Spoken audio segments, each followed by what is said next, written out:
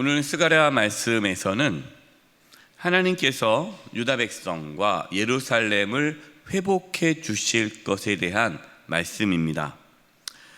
회복은요, 우리의 힘으로 이루어지는 것이 아닙니다.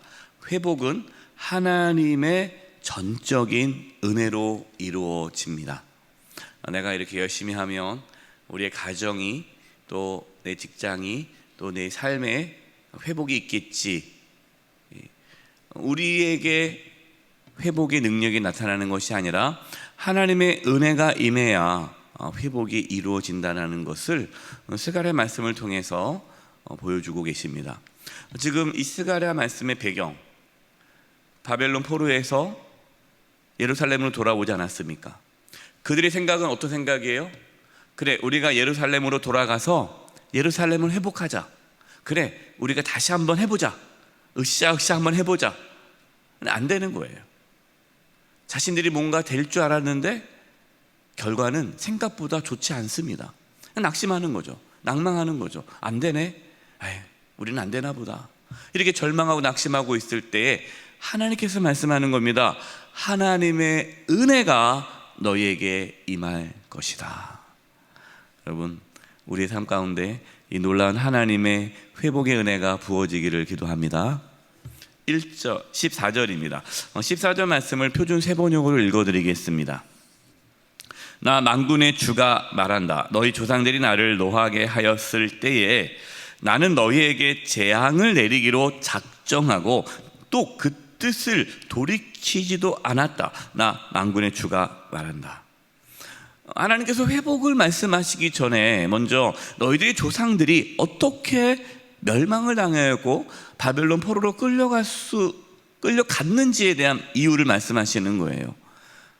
그들이 힘이 없어서, 너희 조상들이 힘이 없어서 멸망당하고 바벨론 포로로 끌려간 것이 아니라 너희 조상들이 나를, 하나님을 노하게 하였을 때 하나님에게 진노를 일으키게 했기 때문에 하나님께서 너희 조상들에게 재앙을 내리셨고 그 재앙의 뜻을 돌이키지 않았기 때문에 심판을 받은 것이다 라고 말씀하는 거죠. 재앙을 하나님께서 내리신 겁니다. 그러니까 조상들이 힘이 없어서 포로 생활한 것이 아니라 하나님께서 재앙을 내리셨기 때문에 그들이 그러한 고통을 당하셨다는 거죠.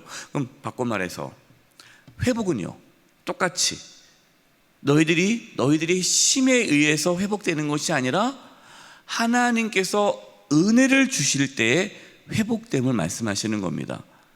그래서 15절에 이렇게 말씀하는 거예요. 이제 내가 다시 예루살렘과 유다 족속에게 무엇을 은혜 베풀기로 뜻하였나니 너희는 두려워하지 말지니라. 할렐루야, 아멘. 얼마나 위로가 되는 말씀이에요. 은혜 베풀기로 뜻했다는 겁니다. 하나님께서 은혜를 주시기를 결정했다는 거예요. 돌이킬 수가 없는 거죠. 그 누구도 막을 수가 없는 거예요. 하나님의 은혜가 주어지기를 하나님께서 정하셨기 때문에 너희는 두려워하지 말아라. 사랑하는 성도 여러분, 이것이 복음이에요. 복음. 복음이 뭡니까? 내가 열심히 노력해서 나의 힘으로 구원받을 수 없다. 너희는 죽을 수밖에 없다. 그러나 하나님의 은혜로 너희가 구원을 얻었다. 이것이 복음이에요. 하나님의 돌보심과 보호하심, 이것은 이미 하나님께서 은혜를 베풀기로 작정하셨기 때문에 이루어진다는 것이죠. 우리는 이미 이 놀라운 은혜를 받았습니다. 우리는 예수님을 믿음으로 죄사함을 받고 하나님의 자녀가 되었습니다. 우리에게는 영원한 생명이 있습니다. 우리는 사망에서 생명으로 옮겨졌습니다. 이거보다 더 귀한 것이 어디 있겠어요? 그래서 우리는 두려워할 것이 없어요. 우리가 정말로 예수님을 믿는다면, 정말 우리가 예수 그리스도를 믿고 구원받아 하나님의 자녀가 되었다면, 하나님의 은혜를 입은 자가 되었다면 두려워할 것이 없습니다. 낙심할 것이 없습니다. 하나님께서는 보호해 주십니다. 하나님께서 은혜를 베풀어 주신다라고 말씀하시면서 이제 유다 백성들에게 어떻게 너희들이 그러면은 행할 것이냐에 대한 말씀을 하십니다. 이것이 16절, 17절입니다. 너희가 행할 일은 이러하니라. 하나님의 은혜가 임한다. 그래, 그럼 이제는 우리가 할 게 없겠네. 그래요, 이제 그럼 가만히 있겠습니다. 이것이 아니라 하나님의 은혜가 너에게 임하는데 너희들이 행할 일이 있다. 여러분, 이 말씀을 오해하면 안 됩니다. 우리가 어떠한 일을 행해야 하나님의 은혜가 임하는 것이 아니에요. 하나님의 은혜가 임하기 때문에 너희들은 이제는 이렇게 행하라고 말씀하시는 거예요. 그것이 너희가 행할 일은 이러하니라. 너희는 이웃과 더불어 진리를 말하며 너희 성문에서 진실하고, 무슨 재판이요? 화평한 재판을 베풀고. 공의로운 재판을 넘어서 화평한 재판이에요. 여러분, 재판은 누군가를 죽이기 위해서 하면 안 돼요. 재판은 다 살리기 위해서 하는 거예요. 화평이 중요하죠. 화평. 진리와 화평입니다. 17절, 마음에 서로 해하기를 도모하지 말며, 막 서로 해하기 위해서, 공격하기 위해서, 죽이기 위해서 그렇게 하지 말라는 거예요. 거짓 맹세를 좋아하지 말라. 이 모든 일은 내가 미워하는 것이라. 여호와의 말이니라. 하나님의 은혜를 받았다고 그것으로 끝나지 않는다라는 겁니다. 하나님께서 요구하시는 건 뭐예요? 교회 나와서 열심히 예배 드려라. 하나님께 예물 많이 드려라. 교회 봉사해라. 내가 은혜를 베푸니까 이제 너희들 열심히 이제 교회 생활해야 돼 라고 말씀하지 않는 거예요. 오해하지 마세요. 또 그렇다고 그럼 이제 교회 생활 안 해도 되나 보다, 그것이 아니라 하나님께서 기뻐하는 일은 단지 우리가 하나님께 예배하고 또 교회 공동체 안에서 활동하는 것을 넘어선다는 거예요. 하나님께서 기뻐하는 건 뭡니까? 우리의 삶에서 우리의 이웃에게 진실을 말하고, 거짓되지 않고, 화평하고, 누구를 만나도 싸우지 않고, 잘하고 잘 지내는 거, 누구와 막 말싸움 같은 거 하지 않고, 양보하고 희생하고 섬기고 사랑하고. 왜? 은혜를 받은 자니까. 은혜 받은 자이기 때문에 은혜 받은 자답게 살라는 거예요. 세상은 어떻습니까? 세상은 은혜 받지 않은 자들이 모여 있어요. 여러분의 이웃들은 은혜가 없습니다. 은혜가 없기 때문에 그들은 싸울 수밖에 없어요. 막 이렇게 움켜쥘 수밖에 없어요. 근데 우리는 은혜 받은 자 아닙니까? 우리는 은혜 받았기 때문에 그들에게 손을 내미는 거예요. 양보하는 거예요. 용서하는 거예요. 진실되게 말하는 거예요. 나에게 손해가 온다 할지라도 사실 그대로 이야기하는 거예요. 꾸미지 않는 겁니다. 속이지 않는 겁니다. 누구와 만나도 화평하는 것, 그것이 하나님께서 기뻐하는 일이다 라고 말씀하는 거예요. 이것은요, 은혜 받은 자만이 할 수 있습니다. 그러니까 은혜를 안 받았는데 그렇게 하려면 힘들어요. 그래서 먼저 하나님의 은혜를 받으시기 바랍니다. 하나님의 은혜를 받으시고 누구를 만나도 화평케 지내시기를 바랍니다. 어떤 분들은요, 막 불평하고 원망하고 투덜대고 그런 분들이 있어요. 그러면 누가 좋아하겠어요? 한두 번은 만나죠. 계속 만날 때마다 불평하고 원망하고 막 그러면은 만나기 싫은 거예요. 그러면서 뭐라고 말합니까? 아유, 교회 다니는 사람들이 저렇다고, 똑같다고. 19절입니다. 만군의 여호와가 이같이 말하노라. 넷째 달의 금식과 다섯째 달의 금식과 일곱째 달의 금식과 열째 달의 금식이 변하여 유다 족속에게 기쁨과 즐거움과 희락의 절기들이 되리니 오직 너희는 진리와 화평을 사랑할지니라. 하나님께서 금식하는 날을 기쁨의 절기로 바꾸시겠다. 이 말씀 뭡니까? 하나님은 슬픔을 슬픔이 변하여 기쁨이 되게 하신다라는 거죠. 하나님의 구원의 기쁨을 누리는 자, 하나님의 구원의 기쁨, 하나님께 나를 구원해 주셨구나, 이 기쁨으로 살아가는 자, 그 자는 진리와 화평을 사랑할지니라. 사랑하는 성도 여러분, 여러분은 지금 무엇을 사랑하고 있습니까? 사랑이 뭡니까? 내가 추구하는 거예요. 내가 쫓는 거예요. 우리가 지금 쫓고 있는 것은 무엇입니까? 우리가 찾고 있는 것은 무엇입니까? 우리가 그렇게 애타게 구하고 있는 것이 무엇입니까? 돈이 되지 않기를 바랍니다. 세상의 명예가 되지 않기를 바랍니다. 건강이 되지 않기를 바랍니다. 물론 그것이 필요 없다는 게 아니에요. 중요하죠. 하지만 우리가 진짜 사랑해야 할 것은 돈이 아니고 명예가 아니고 진리와 화평이에요. 진리와 화평. 쉽게 하나님의 뜻입니다. 하나님의 뜻을 사랑하는 거예요. 하나님의 뜻을 찾는 거예요. 하나님의 뜻을 추구하며 살아가는 것, 그것이 은혜 받은 자의 삶이다 하는 말씀입니다. 이렇게 되면 어떠한 일이 일어날까요?